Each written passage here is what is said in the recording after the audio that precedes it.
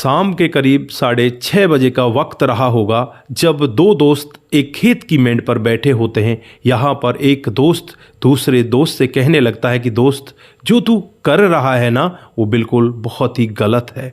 यहाँ पर दूसरा दोस्त उसको इस तरह से देखता है, कहता है कि यार तू कह क्या रहा है, मैं क्या गलत कर रहा हूँ। तो यहाँ पर पहला दोस्त उससे कहता है कि जो तू मेरी बहन पर टोरे डाल रहा है क्या वो सही है। तो यहाँ पर दूसरा दोस्त कहने लगता है कि यार ऐसा कुछ भी नहीं है, तुझे गलत फहमी है। दोस्तों उसके बाद जो खेतों के बीचों बीच यहाँ पर होता है, कभी किसी ने सोचा भी नहीं था।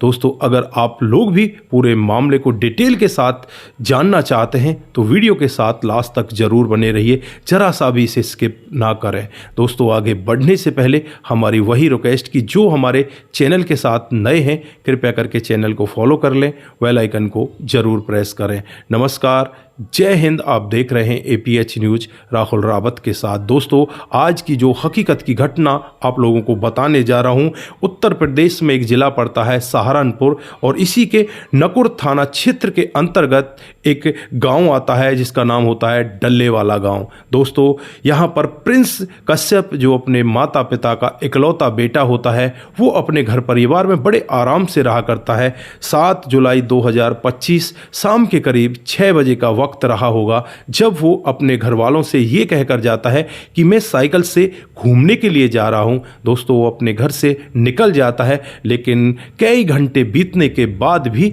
वो वापस घर नहीं लौटता। दोस्तों यहाँ पर जो माता पिता होते हैं बहुत ही ज़्यादा चिंतित होते हैं और चिंता में इधर उधर लोगों से बातचीत करने लगते हैं। कई बार यहाँ पर आसपास के जो और उसके दोस्त होते हैं उनसे भी जाकर पूछते हैं कि हमारा बेटा क्या तुमने देखा है। सब लोग यहाँ पर मना कर देते हैं। दोस्तों माता पिता यहाँ पर इस तरह की चिंता में होते हैं। रात को करीब 12 बजे वो नज़दीकी पुलिस स्टेशन में पहुँच जाते हैं जो नकुर थाना क्षेत्र होता है। वहाँ जाकर पुलिस को अपने बेटे की गुमशुदगी की रिपोर्ट लिखवाते हैं और कहते हैं कि साहब हमारा इकलौता बेटा है, उसे ढूंढ दीजिए, उसके बगैर हम रात को सो भी नहीं पाएंगे, हम दोनों ने खाना भी नहीं खाया है। दोस्तों पुलिस वाले भी यहाँ पर अब उनकी जांच पड़ताल में लग जाते हैं। जो ही अगली सुबह आती है 8 जुलाई, जो गांव का ही एक व्यक्ति होता है जंगल में लकड़ी काटने के लिए जाता है और जब वहां पर थोड़ा आगे बढ़ता है तो वहां पर एक साइकिल उन्हें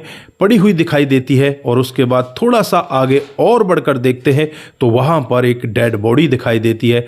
अब यहाँ पर वो व्यक्ति इस डेड बॉडी को देखकर बहुत ही ज़्यादा चिंता में हो जाता है क्योंकि ये डेड बॉडी गांव के ही लड़के प्रिंस कश्यप की होती है। अब यहाँ पर वो दौड़ता हुआ भागता हुआ गांव के अंदर पहुँच जाता है और प्रिंस के माता पिता को इस सब के बारे में बताता है।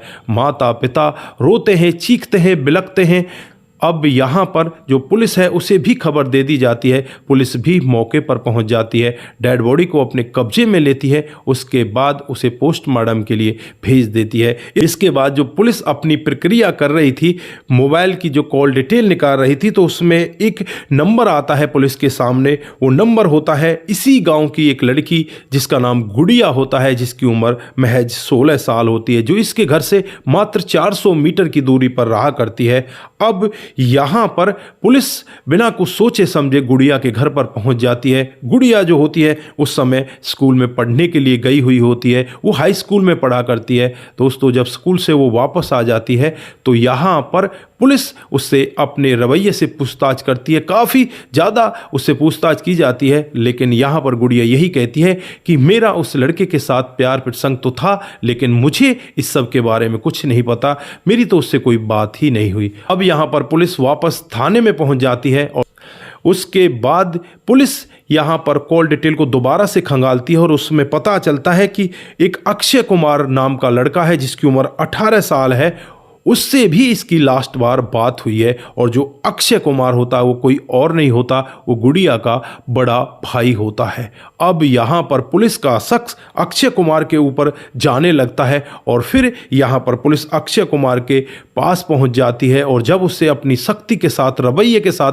पूछताछ करती है तो अक्षय कुमार यही कहता है कि वो तो मेरा दोस्त था, मेरी तो कभी कभी उससे बात हो जाया करती थी, लेकिन ऐसा कुछ भी नहीं है। अब यहाँ पर पुलिस वापस थाने में में पहुंच जाती है और थाने में जैसे ही पहुंचती है तो पुलिस को पता चलता है कि अक्षय कुमार अपने घर को छोड़कर भाग चुका है। अब पुलिस का शक यकीन में बदलने लगता है कि कहीं ना कहीं यहां पर अक्षय का ही इसमें बहुत बड़ा हाथ हो सकता है। फिर यहां पर पुलिस अक्षय की जो मोबाइल है उसे ट्रेसिंग पर लगाती है और उसके बाद अक्षय को शाम तक ही जो साहेबपुर हाईवे है उसके पुल के नीचे से गिरफ्तार कर लेती है। गिरफ्तार करने के बाद जब अक्षय से सख्ती के साथ पूछताछ की जाती है, तुम यहाँ से क्यों भागे, अगर तुम मुजरिम नहीं हो तो तुम्हें भागना नहीं चाहिए था, तो यहाँ पर अक्षय टूट जाता है और एक ऐसा सत्य बताता है जिसे सुनकर हर कोई व्यक्ति एक बार सोचने के लिए मजबूर हो जाता है। दोस्तों, यहाँ पर जो अक्षय है वो बताने लगता है कि आज से कुछ दिन पहले का वाकया होता है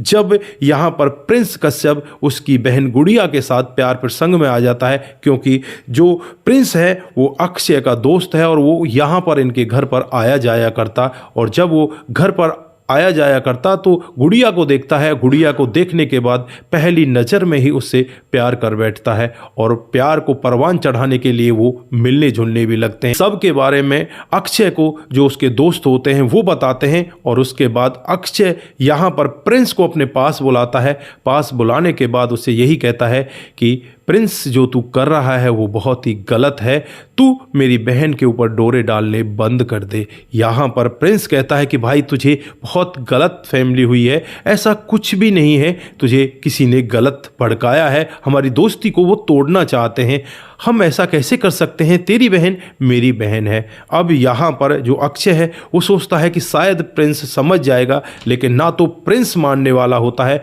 ना ही गुड़िया मानने वाली होती है। दोनों एक दूसरे के साथ इसी तरह से मिलने जुलने लगते हैं। धीरे धीरे करके समय बीतने लगता है और फिर यहाँ पर दोबारा से वो लड़के इस अक्षय को बताते हैं कि तेरी बहन तो मान ही नहीं रही, वो तो फिर वैसा ही काम कर रही है। अब यहाँ पर अक्षय को लगने लगता है कि ये दोनों मानने वाले नहीं हैं, तो यहाँ पर अक्षय प्रिंस के पास 7 जुलाई 2025 शाम को करीब 6 बजे फ़ोन करता है और उससे यही कहता है कि भाई हमारे घर पर दावत है, तू हमारे घर पर आ जा। अब यहाँ पर प्रिंस बिना कुछ सोचे समझे सीधा उसके पास जाने लगता है।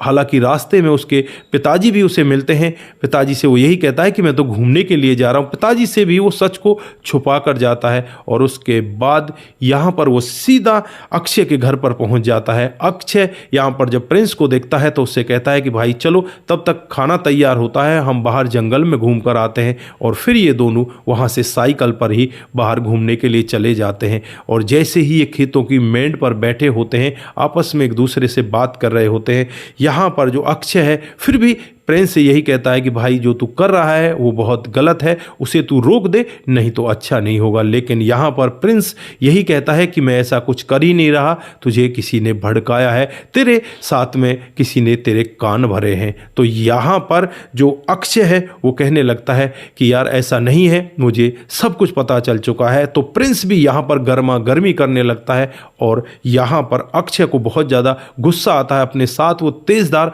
हथियार लेकर गया था और इस हथियार को प्रिंस की गर्दन पर चला देता है। एक बार ही इतनी तेजी के साथ चलाता है जो वहां पर प्रिंस होता है उसके प्राण पखेरु वहीं पर उड़ जाते हैं। और फिर उसके बाद जो अक्षय होता है वो सीधे अपने घर आ जाता है। साइकिल वहीं पर पड़ी रहती है और चुपचाप वो अपने घर में आकर रहने लगता है, मानो कि उसने कुछ किया ही नहीं। दोस्तों, जब पुलिस ये पूरा वाकया सुन रही होती है तो पुलिस भी यहाँ पर अक्षय की तहरीर पर ही अक्षय के खिलाफ मामला दर्ज कर लेती है और उसे उठाकर पुलिस स्टेशन में बंद कर देती है। लेकिन जब भी ये मामला आसपास के लोगों के पास पहुंचता है तो हर कोई व्यक्ति इस मामले को सुनकर दंग हो जाता है, सोचने के लिए मजबूर हो जाता है कि आखिरकार यहाँ पर प्रेम प्रसंग के जो मामले हैं कितना आगे बढ़ रहे हैं और इन प्रेम प्रसंग के मामलों के चलते हुए कितने यहाँ पर बड़े बड़े क्राइम हो जा रहे हैं। तो दोस्तों, आप लोग यहाँ पर क्या कहना चाहते हैं, आपकी जो भी राय है एक बार कमेंट बॉक्स में ज़रूर दीजिएगा। दोस्तों, आज के लिए